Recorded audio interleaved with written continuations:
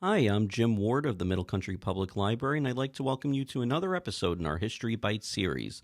Today we will discuss the White House, whose cornerstone was laid 230 years ago on October 13th, 1792. Not long after the inauguration of President George Washington in 1789, plans to build an official president's house in a federal district along the Potomac River took shape. The building's history begins in 1792, when a public competition was held to choose a design for a presidential residence in the new capital city of Washington. Thomas Jefferson, later the country's third president using the pseudonymous initials AZ, was among those who submitted drawings, but Irish-American architect James Hoban won the commission and a $500 prize with his plan for a Georgian mansion in the Palladian style. The structure was to have 3 floors and more than 100 rooms and would be built in sandstone imported from quarries along Aquia Creek in Virginia. The cornerstone was laid on October 13, 1792. Laborers, including local enslaved people, were housed in temporary huts built on the north side of the premises. They were joined by skilled stonemasons from Edinburgh, Scotland in 1793.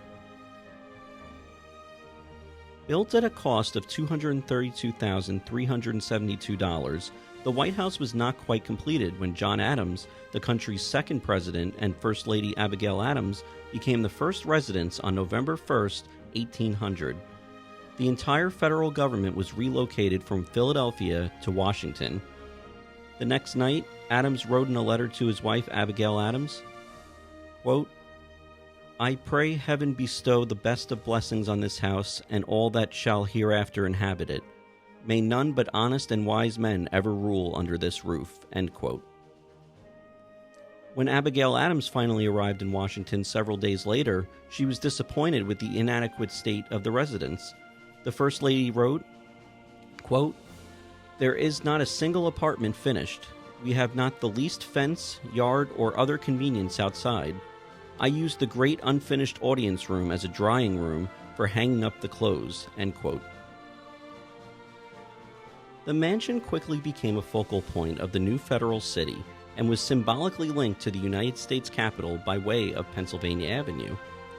Following his inauguration in March 1801, Jefferson became the second president to reside in the executive mansion. In keeping with his ardent republicanism, he opened the house to public visitation each morning, a tradition that was continued during peacetime by his successors. He personally drew up landscaping plans and had 2 earthen mounds installed on the south lawn to remind him of his beloved Virginia Piedmont. Meanwhile, construction continued on the building's interior, which still lacked ample staircases and suffered from a persistently leaky roof. During Jefferson's tenure, the White House was elegantly furnished in Louis XVI style, known in America as Federal style. Jefferson added his own personal touches upon moving in, installing 2 water closets and working with architect Benjamin Latrobe to add bookending terrace pavilions. Having transformed the building into a more suitable representation of a leader's home, Jefferson held the first inaugural open house in 1805 and also opened its doors for public tours and receptions on New Year's Day and the 4th of July. During the War of 1812 in August 1814, the building was burned by the British and was nearly left in its smoldering remains as lawmakers contemplated moving the capital to another city. President James Madison and his family were forced to flee the city. The Madisons eventually moved into the nearby Octagon House, the Washington mansion of John Taylor, a Virginia plantation owner.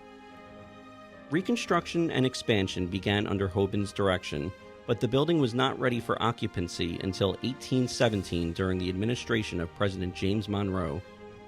Hoban's reconstruction included the addition of east and west terraces on the main building's flanks. In some areas, Hoban incorporated the original charred walls. The home was given a more regal touch by decorating with extravagant French furniture. The building's south and north porticos were added in 1824 and 1829, respectively, while John Quincy Adams established the residence's first flower garden. Subsequent administrations continued to overhaul and bolster the interior through congressional appropriations. The Fillmores added a library in the second-floor Oval Room, while the Arthurs hired famed decorator Louis Tiffany to redecorate the East, Blue, Red, and State dining rooms. Originally known as the Presidential Palace or President's House on early maps, the building was officially named the Executive Mansion in 1810 in order to avoid connotations of royalty. The White House was given its official current name by President Theodore Roosevelt in 1901. During the 19th century, the White House became a symbol of American democracy. In the minds of most Americans, the building was not a palace from which the president ruled, but merely a temporary office and residence from which he served the people he governed. The White House belonged to the people, not the president, and the president occupied it only for as long as the people allowed him to stay. During the presidency of Theodore Roosevelt, the mansion's second-floor rooms were converted from presidential offices to family living quarters, not least because of the president's 6 children. For them, one observer said, quote, "Nothing in the White House was too sacred for amusement, and no place too good for a playroom." End quote. Additional space was needed for the children's exotic pets, which included raccoons, snakes, a badger, and a bear. To accommodate a growing presidential staff and to provide more office space for the president, the West Wing was constructed in 1902. More office space was made available with the building of the East Wing in 1942. The East and West Wings are connected to the main building by the East and West terraces. William Taft hired architect Nathan Wyeth to expand the executive wing in 1909, resulting in the formation of the Oval Office as the president's workspace. In 1913, the White House added another enduring feature with Ellen Wilson's Rose Garden. A fire during the Hoover administration in 1929 destroyed the executive wing and led to more renovations, which continued after Franklin Roosevelt entered office. Architect Eric Googler more than doubled the space of what was becoming known as the West Wing, adding a swimming pool in the West Terrace for polio-stricken President Franklin Roosevelt and moving the Oval Office to the southeast corner. A new East Wing was constructed in 1942, its cloakroom transformed into a movie theater.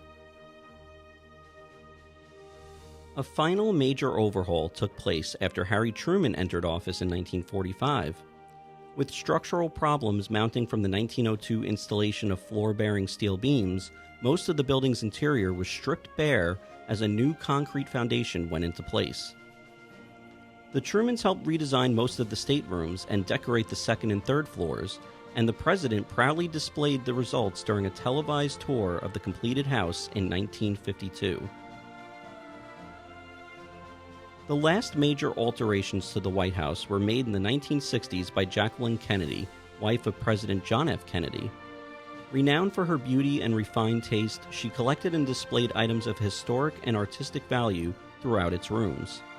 She made the White House a center of national culture and awakened public interest in its beauties by conducting a televised tour of the mansion in 1962. Additions have been made to the White House and its grounds to accommodate the sports and recreational pursuits of presidents and their families, staff, and guests. A tennis court was installed near the West Wing during President Theodore Roosevelt's tenure in office, then moved to the west side of the South Lawn in 1909, and relocated farther south still later. President Barack Obama had removable baskets and basketball court lines added to the court so that both tennis and full-court basketball games could be played on it.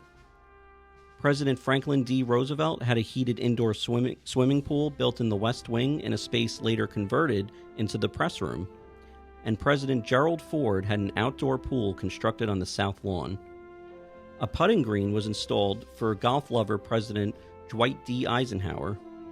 President Truman was not an avid bowler, but friends from his home state, Missouri, financed the building of bowling lanes in the West Wing for him in 1947.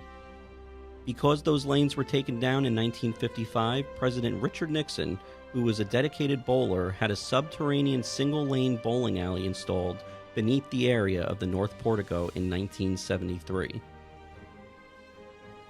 The White House today holds 132 rooms on 6 floors, the floor space totaling approximately 55,000 square feet.